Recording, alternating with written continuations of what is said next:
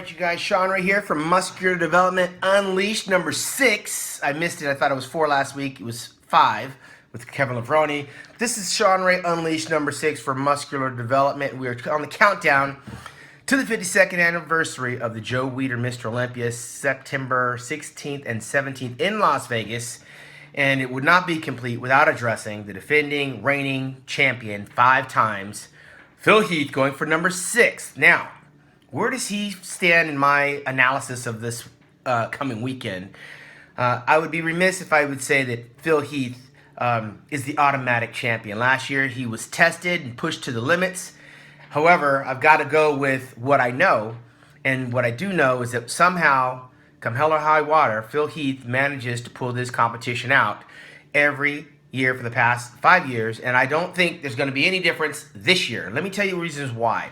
I'm not a big proponent of the 2-day event. When I was competing, all of my Olympia champions, with the exception of one, were held on one day, Saturday afternoon, finals Saturday night. In 1997 in Long Beach, they held it on a Friday night, prejudging, Saturday night finals.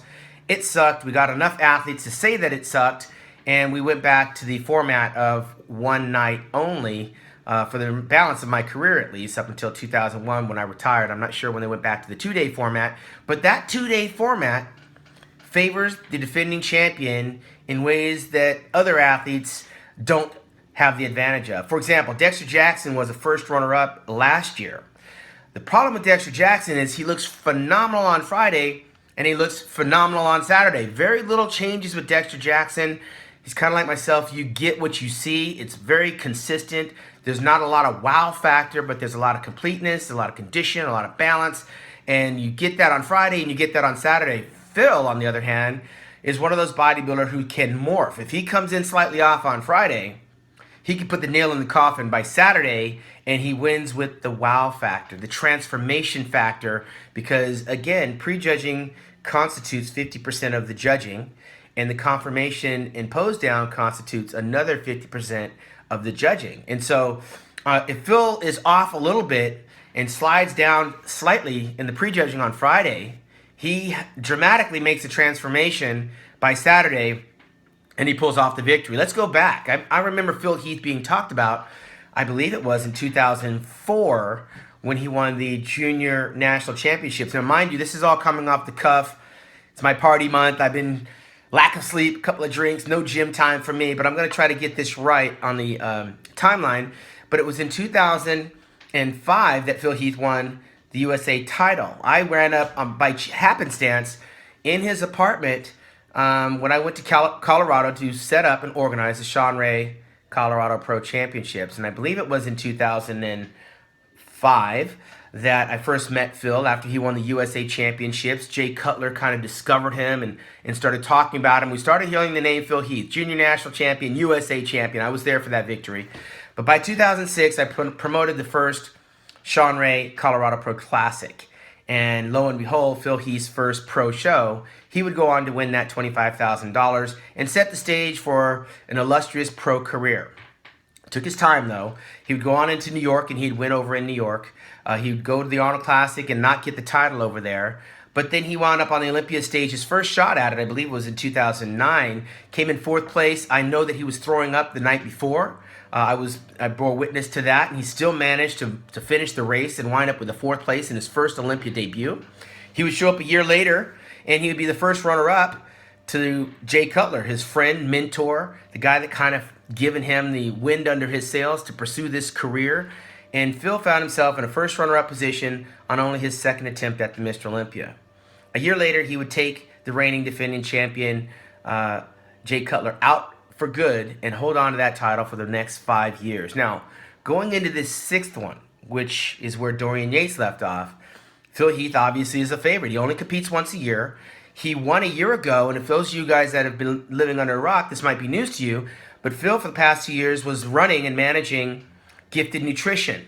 And a lot of people told him this is not the time or the place to try to start up your own supplement company as a defending Mr. Olympia, traveling the world. Very easy to take your eye off the ball, get distracted. There's a lot of pressures running a business while you're defending a title, representing a company, dealing with distribution and product labeling and the FDA and all of these things, and along the way goes through a divorce. So Phil Heath, loses his stepfather, goes through a divorce. His business, he departs ways this year earlier. A lot of moving parts, but somehow he hangs on to that Olympia title. And now, sponsored by Ultimate Nutrition, alongside the first runner-up last year, Dexter Jackson, Phil Heath has positioned himself to go into this competition stress-free. I think the only stress that we've heard from Phil is the fact that Kevin Levrone is getting a little more attention than some of the other bodybuilders that are worthy of discussion. But I disagree with Phil on that. The only bodybuilder worthy of discussion besides himself would be Dexter and the return of the Maryland Muscle Machine.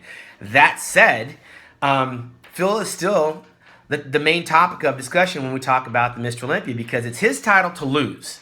And I can't, with all good sensibility, say that he's ready to give that title up because now gone is the stress of running a supplement company. In comes the influx of some new money, stress-free. He's probably got it in his contract where he makes the majority of his appearances for this company after the Mr. Olympia. He's going up against a teammate in the form of Dexter Jackson, so of course Ultimate Nutrition wins regardless because they have the front two runners in this competition competing again. And how many times have we seen a repeat of the previous year's winner and runner-up? I mean, Kai Green's a 3-time Olympia runner-up to Phil Heath. Jay Cutler, a 5-time Mr. Olympia runner-up to Ronnie Coleman, winning all of those years. And so it's very familiar. Rich Gaspari, a 3-time runner-up to Lee Haney. Back in 1989 and 1990, we saw Lee Labrada, first-time runner-up to Lee Haney. So when you do the math, I was a runner-up to Dorian Yates, but it was 94 and 96 with Kevin Levrone squeezing in there in 1995. I'm not so sure that right now we're going to see a big shakeup. However, the stage is set, and it's very ripe for an upset that favors Dexter the Blade Jackson. But with Phil Heath knowing that, I think he eliminated a few distractions. He's put his pedal to the metal a little bit harder and longer. We haven't seen a whole lot from him in the way of social media. He's not all talk right now. He's all business. So I've got to assume that this is a very slippery title that Phil Heath is holding on to with number 5. But what he really wants is number 6 for validation that he is Mr. Olympia, and he refuses to lose to a guy that's 10 years older than him in the form of Dexter Jackson. I don't think Phil Heath for 1 second is looking at Shawn Rhoden, or is looking at Big Ramy, or is even considering Kevin Levrone for that matter. But I know there are some sleepless nights with Dexter the Blade Jackson doing the business of bodybuilding. And if he loses to Dexter Jackson, he will lose to a man that beat his mentor in the form of 4-time Mr. Olympia, Jay Cutler. And that's no slouch. It's certainly nothing to cry about if you lose to a former Mr. Olympia champion. But I think that Phil is of the mindset that there's no way that somebody 10 years older than me is going to beat me. Well, the old and the wise have a way sometimes of getting the job done. And if anyone were able to get the job done, it would be in the form of Dexter the Blade Jackson. But let's look at what Phil's done. 5 consecutive Olympias. He's won a Cheru Classic. He's won an Arnold Classic over in Europe. He's won the Night of not Night of Champions, but the New York Pro. He's won the Shawn Ray Classic. And he's represented the title relatively well. I mean, he's been all over the world. His passport has stamps in it all over the place. He's known tragedy. He's known heartbreak. He's known business failure. And yet somehow he finds his way to bury his head in the business of bodybuilding. And come September the 16th and 17th, I've got to go on the side of history, genetics, and conditioning. Phil Heath may not be all that on Friday night, but for whatever reason, he is all that and a bag of chips on Saturday night. So I'm putting my bet on Phil Heath going for number 6 while I keep one eye open on the Blade. Now, that's not a knock against the Blade. I just got to go on the side of the youth, and I've got to go on the side of the champion.